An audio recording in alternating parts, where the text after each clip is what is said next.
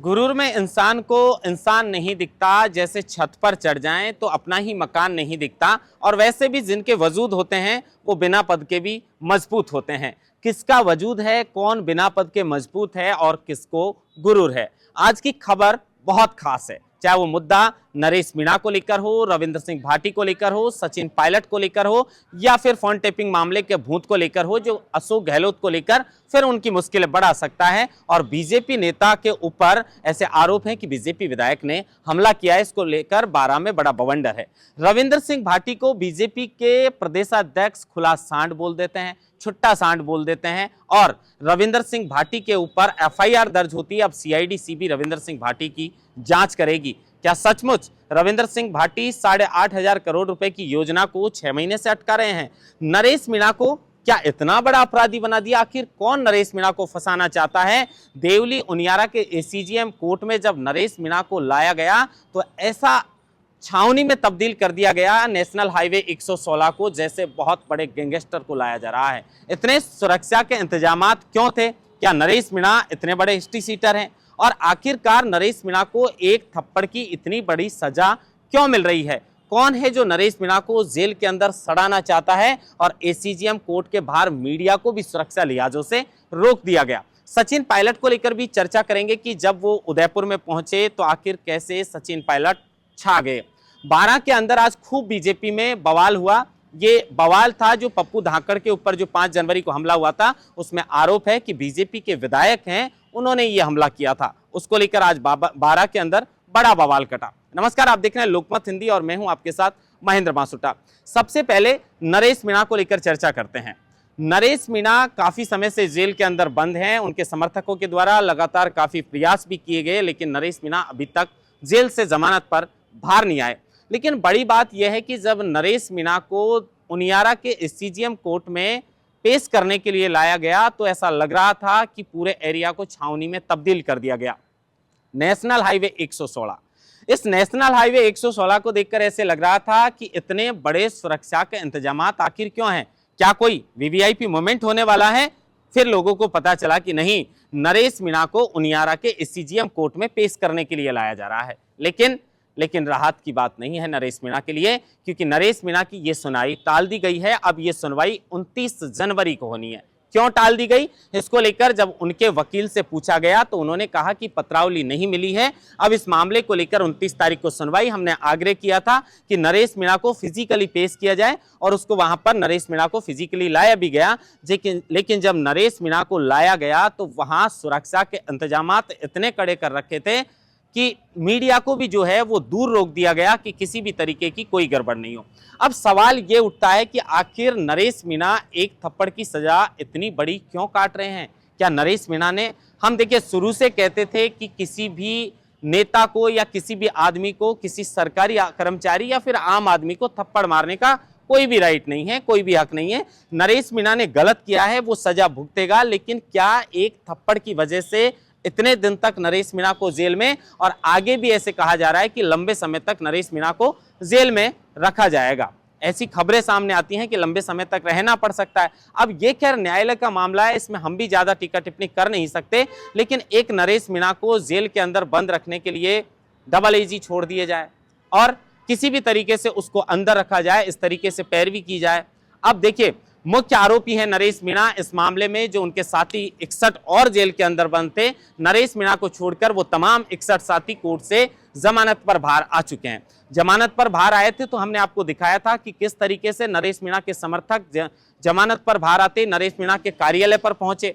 आज भी समरावता के गांव के लोगों के अंदर नरेश मीणा को लेकर जितना प्यार प्रेम है और उनके समर्थकों में है, वो साफ तौर पर उस बात से झलक रहा है कि नरेश मीणा थप्पड़ कांड में, ये जो समरावता कांड हुआ था उसमें वो थप्पड़ मारने के बाद जेल के अंदर बंद हैं। लेकिन उनके समर्थकों ने और समरावता गांव के लोगों ने एक बोर्ड जिसपे नरेश भाई का समरावता, यानी बड़ी पूंजी होती है किसी नेता के लिए कि एक गांव अब उस नेता के नाम से जाना जाएगा। लेकिन जब उसे नेता कहा जा रहा है, जब उन्होंने चुनाव लड़ा था विधानसभा का छबड़ा से, तो लगभग 40,000 मत प्राप्त किए थे। नरेश मीणा ने उस वक्त भी बगावत करके निर्दलीय चुनाव लड़ा था और वही हुआ लोकसभा के बाद जब उपचुनाव आए, लोकसभा में भी नरेश मीणा टिकट मांग रहे थे लेकिन नरेश मीणा को टिकट नहीं मिला। उसके बाद विधानसभा के उपचुनाव के अंदर वो कांग्रेस पार्टी से टिकट मांगते हैं लेकिन नहीं मिलता है। अब किसी नेता को निर्दलीय के रूप में ताल ठोकनी पड़े और वो कांग्रेस पार्टी जिससे बगावत करके वो चुनाव लड़ते हैं उसके प्रत्याशी से अगर वो डबल मत हासिल करते हैं तो ऐसा तो है नहीं कि वो नेता कोई फर्जी नेता है। कुछ लोग उस वक्त कह रहे थे कि इनकी तो जमानत जब्त हो जाएगी, लेकिन ऐसा कुछ नहीं।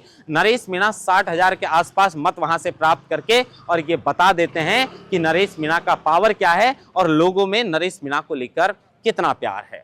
लेकिन अब उसी नरेश मीणा को एसडीएम अमित चौधरी को एक थप्पड़ मारने को लेकर इतने लंबे समय तक जेल काटनी पड़ रही है और अब तो लोग कह रहे हैं कि साजिशें हैं। अब देखिए, लोगों का अपना अपना व्यू होता है, वो किसी भी तरीके से कह सकते हैं, लेकिन लोगों के मुताबिक लंबे समय तक नरेश मीणा को जेल के अंदर बंद रखा जाएगा, इस तरीके की खबरें सामने आ रही है। और इसके पीछे किसका हाथ है? देखिए, भजनलाल सरकार जो है, राजस्थान की बीजेपी सरकार, भजनलाल शर्मा को एक बहुत बड़ा मौका मिला है कि भजनलाल शर्मा शायद खुद भी नहीं सोच रहे होंगे कि उन्हें राजस्थान की इतनी बड़ी कमान मिल जाएगी। शायद वो घर से निकले होंगे, क्योंकि उस वक्त मुझे पता है जब जिस दिन राजनाथ सिंह ने पर्ची खोली थी और पर्ची में भजनलाल शर्मा का नाम आया था, तो हम चंद पत्रकार साथी थे जो सबसे पहले भजनलाल शर्मा के उस अपार्टमेंट में पहुंचे थे। तो उनके परिवार को भी विश्वास नहीं हो रहा था कि क्या ऐसा आदेश आ गया, ऐसा डिसीजन बीजेपी सरकार की ओर से ले लिया गया है कि भजनलाल शर्मा को मुख्यमंत्री बना दिया। अब देखिए, वो भी खुद समझते हैं और एक बात ये भी नहीं समझ में आ रही कि इनको लेकर अब तारीख तो 29 दे दी गई है। सिर्फ कांग्रेस के नेता जो हैं वो प्रहलाद गुंजर अपनी पार्टी की लाइन से हटकर खुले समर्थन में है नरेश मीणा के साथ, लेकिन किरोड़ी लाल मीणा के साथ भी नरेश मीणा ने काम किया है, सचिन पायलट के साथ भी काम किया है, वसुंधरा सिंधिया के साथ भी काम किया है। तो क्या वो नेता, बहुत नेता हैं राजस्थान के अंदर, नरेश मीणा ऐसे पहले नेता नहीं है जिन्होंने किसी अधिकारी या कर्मचारी को थप्पड़ मारा हो। राजस्थान की राजनीति में आने वाले बड़े बड़े पदों पर रहने वाले बहुत नेता हैं जिन्होंने पहले अधिकारियों को थप्पड़ मारा है, लेकिन नरेश मीणा के साथ ही इस तरह कैसे क्यों? अब कहा जा रहा है कि भाई नरेश मीणा ने थप्पड़ तो मारा है, लेकिन उसके अलावा जो है वो समरावता गांव के अंदर जो ये पूरी आगजनी वगैरह हुई है उसमें भी नरेश मीणा का रोल है। और उसके बाद दूसरे दिन जब उसे ले जाया जा रहा था तो हाईवे जाम किया गया, हाईवे पर उग्र आंदोलन इस तरीके से किए गए, गाड़ियों को रोकने का प्रयास किया गया। तो कई मामलों को लेकर उन पर कई मुकदमे जो हैं वो दर्ज किए गए हैं और उन्हीं को लेकर वो जेल के अंदर बंद हैं। इसी के बीच 2004 का जो छात्र संघ चुनाव को लेकर उनका जो मुकदमा था, उसमें एक मुकदमे में वो बरी हो गए थे, लेकिन उस बरी को लेकर उनके लिए राहत की बात यह नहीं है कि उस मामले में बरी होने की वजह से वो जेल से बाहर नहीं आ सकते हैं। अब बड़ी बात यह है कि जब नरेश मीणा को वहां पर ले जाया जा रहा था तो छावनी बना दिया गया नेशनल हाईवे 116 को सुरक्षा के लिहाजों से और पत्रकारों को भी दूर रोक लिया गया।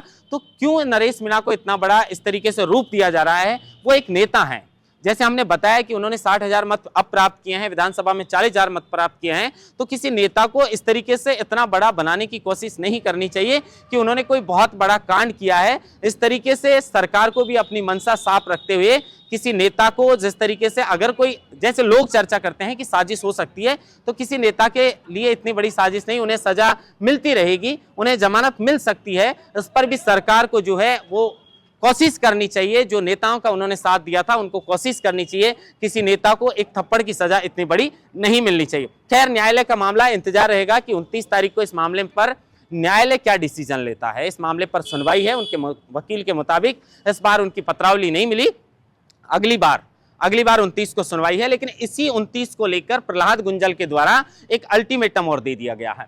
इसी 29 के दिन एक रणनीति नरेश मीणा को और समरावता को लेकर फिर से तैयार की जाएगी।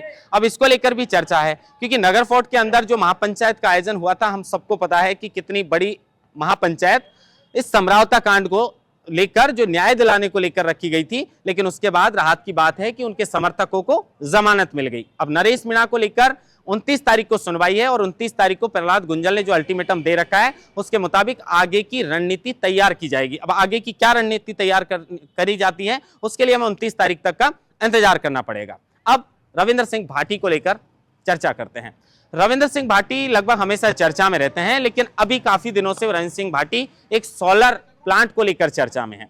किसानों की जमीन है, किसानों की जमीन को कंपनी लेना चाहती है। अब कंपनी लेना चाहती है तो किसान जिस रेट में कंपनी लेना चाहती है वो नहीं देना चाहते। अब कोई जनप्रतिनिधि जिसको विधायक चुनकर भेजा है, और विधायक चुनकर भेजा है तो जनप्रतिनिधि का फर्ज है कि वो किसानों के साथ में कंधे से कंधा मिलाकर खड़े नजर आएंगे। लेकिन इसी मामले को लेकर रविंद्र सिंह भाटी के ऊपर सिव थाने में मुकदमा दर्ज हो गया।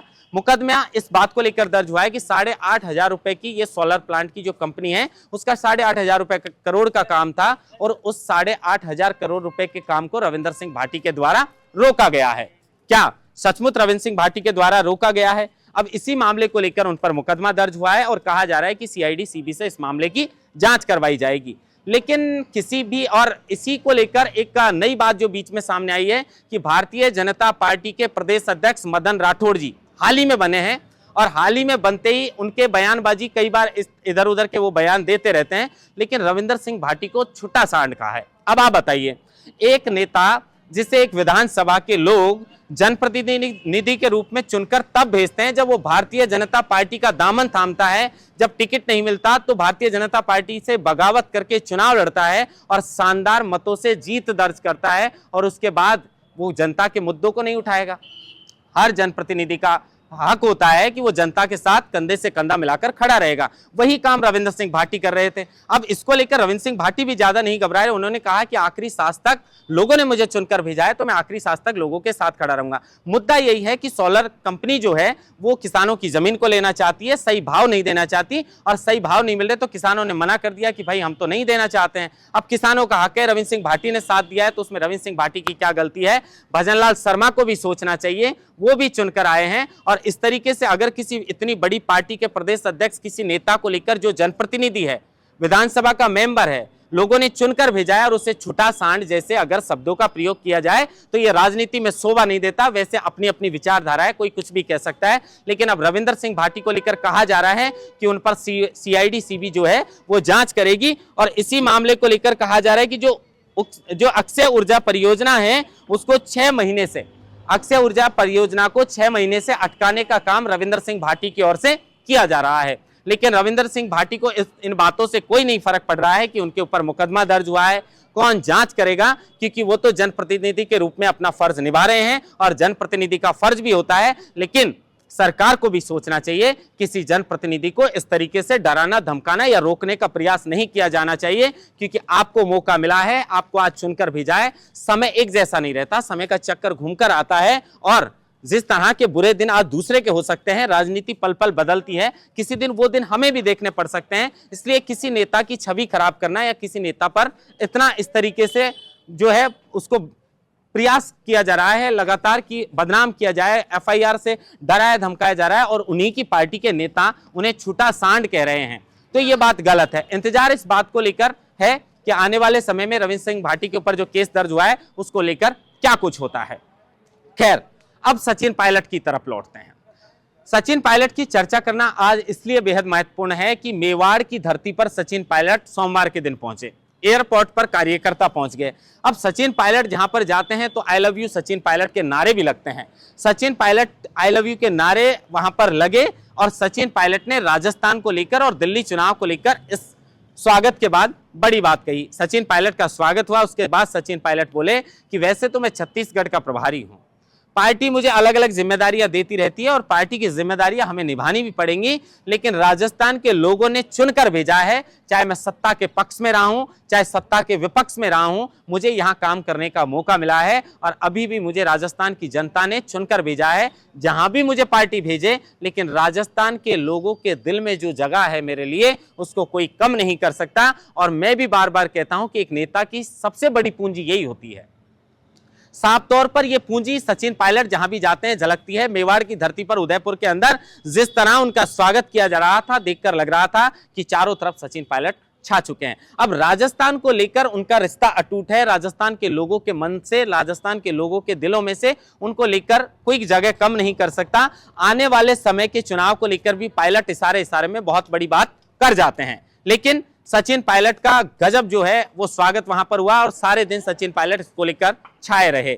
दिल्ली चुनाव को लेकर उन्होंने कहा है कि दिल्ली में पार्टी बेहतर तरीके से चुनाव लड़ रही है और जो 3 बार लगातार कांग्रेस सरकार का ही वहां शासन रहा था, लेकिन अब आम आदमी पार्टी का वहां पर जो है वो दबदबा है। लेकिन देखना होगा, क्योंकि पायलट ने इसको लेकर कहा है कि दिल्ली चुनाव में हमारी कांग्रेस पार्टी पहले से शानदार चुनाव लड़ रही है और जो पहले परिणाम आए थे उनसे भी बेहतर परिणाम आएंगे। खैर, इंतजार हमें राजस्थान से है कि राजस्थान के अंदर क्या होने वाला है, लेकिन पायलट ने बयान दिया है तो उसको लेकर हमने चर्चा की है।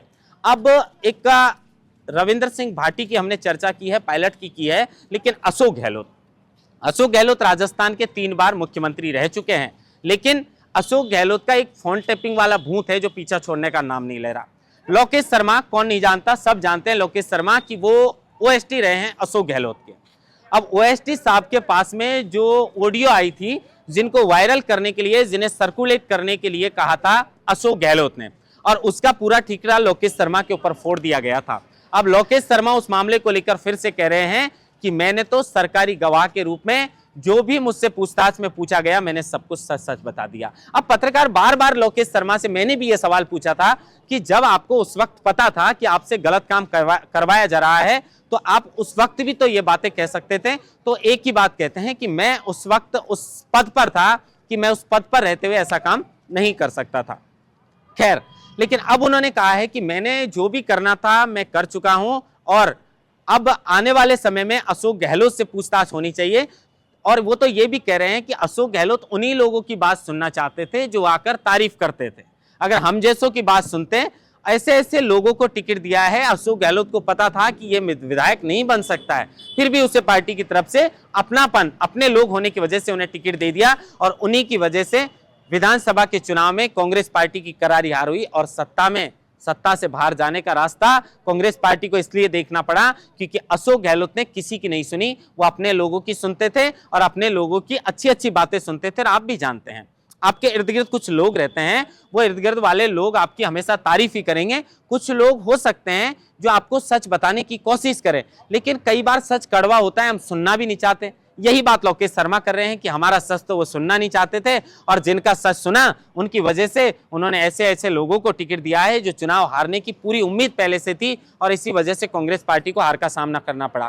खैर, वो बात अलग है। लेकिन अब लोकेश शर्मा का फोन टेपिंग वाले मामले में अशोक गहलोत फिर से फंस सकते हैं, उनकी मुसीबत बढ़ सकती है, क्योंकि मुद्दा कोई भी हो, देखिए अतीत कभी किसी का पीछा नहीं छोड़ता। आज आप कोई गलती कर रहे हैं, आज से 10 साल बाद भी वो गलती की सजा आपको भुगतनी पड़ सकती है। अगर लोकेश शर्मा बार बार के धाड़ के ये कह रहे हैं बार बार कि ये फोन टैपिंग मामले में पूरा हाथ अशोक गहलोत का था और वो मुख्यमंत्री पद पर रहते हुए इस तरह का काम कर रहे थे, अगर किसी ने मुख्यमंत्री पद पर रहते हुए या किसी भी पद पर रहते हुए कोई गलत काम किया है तो कानून सबके लिए एक है, उसे सजा मिलनी चाहिए। अब इसी मामले को लेकर हो सकता है कि आने वाले समय में अशोक गहलोत से भी फोन टेपिंग के मामले में पूछताछ हो जाए। खैर, इंतजार रहेगा, क्योंकि लोकेश शर्मा पूरी तरह पीछे पड़े हुए हैं। अब इसको लेकर आने वाले समय में हो सकता है कि अशोक गहलोत से पूछताछ हो जाए। अब लौटते हैं बारां की ओर। बारां के अंदर एक नेता पप्पू धाकड़, जिनके ऊपर 5 जनवरी को हमला हुआ, और इस हमला करने वाला कोई और नहीं बल्कि बताया जा रहा है कि बीजेपी के ही विधायक प्रताप सिंह सिंघवी हैं। देखिए, यह आरोप है, 5 जनवरी को हमला हुआ। अब बारां के अंदर पप्पू धाकड़ के समर्थन में, क्योंकि उनका तो इलाज चल रहा है कोटा के अंदर, और बारां के अंदर आज खूब जो है हजारों लोगों ने प्रदर्शन किया और सीबीआई की जो है सीआईडी जांच की मांग कर रहे हैं। मांग इसलिए की जा रही है कि उनके आरोप हैं कि ये जो हमला करवाया, दरअसल 5 जनवरी के दिन दर्जन भर लोगों ने, जो पप्पू धाकड़ हैं, बीजेपी के नेता हैं, उन पर आकर अचानक हमला कर दिया। हमला करने के बाद वो घायल हो गए, घायल को जो है वो अस्पताल में भर्ती करवा दिया गया। लेकिन अब उनके लोगों के आरोप हैं कि बीजेपी के नेता पर बीजेपी के विधायक प्रताप सिंह सिंघवी के द्वारा हमला करवाया गया है। इसी को लेकर धाकड़ समाज ने जो है वो आज जोरदार प्रदर्शन बारां के अंदर किया है, और उनकी एक ही मांग है कि इस मामले की जो है वो जांच होनी चाहिए, और जांच के बाद, सीबीआई जांच के बाद यह बात स्पष्ट हो पाएगी कि आखिर प्रताप सिंह सिंघवी ने इनके ऊपर हमला करवाया, पप्पू धाकड़ के ऊपर, या किसी और ने करवाया है। लेकिन आरोप बीजेपी नेता के ऊपर हमला करने के बीजेपी के विधायक प्रताप सिंह सिंघवी के ऊपर लग रहे हैं। देखना होगा और इंतजार रहेगा। हम उनके स्वास्थ्य की कामना करते हैं कि उनका स्वास्थ्य जल्द बेहतर हो, लेकिन अगर कोई भी है इस मामले को लेकर तो उसकी जांच होनी चाहिए कि आखिर किसने उनके ऊपर हमला करवाया है। आज राजस्थान की इस खबर में हमने बहुत महत्वपूर्ण बिंदुओं पर चर्चा की, और कल भी हम आपके लिए अच्छी खबर लेकर हाजिर होंगे। महेंद्र मासुटा, लोकमत हिंदी, जयपुर।